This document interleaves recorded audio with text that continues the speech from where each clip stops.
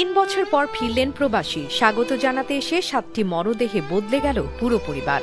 যে সকালটি হওয়ার কথা ছিল এক পরিবারের জন্য সবচেয়ে আনন্দময়, তা পরিণত হল নিঃশব্দ কান্নায় ডুবে থাকা এক মৃত্যুর মিছিলে। আকাশ ভাঙা বৃষ্টির মতো অপেক্ষার পর প্রবাসী এক ছেলের ফেরা ঘিরে প্রস্তুত হয়েছিল গোটা বাড়ি। মায়ের হাতে তৈরি রাখা ছিল প্রিয় খাবার, শিশুকন্যার জন্য ছিল নতুন জামা, আর স্ত্রী বুনে রেখেছিলেন ফিরে পাওয়া জীবনের একটুখানি শান্তি। কিন্তু শেষ পর্যন্ত বাড়ির উঠোনে ভিড় জমল শুধু লাশবাহী অ্যাম্বুলেন্সে। নোয়াখালীর বেগমগঞ্জে এক ভয়াবহ সড়ক দুর্ঘটনায় একই পরিবারের ৭ জন প্রাণ হারিয়েছেন। একটি মাইক্রোবাস যেটি ফিরছিল ঢাকা বিমানবন্দর থেকে লক্ষ্মীপুরের দিকে, সেটি ভোররাতে নিয়ন্ত্রণ হারিয়ে পড়ে যায় গভীর খালে।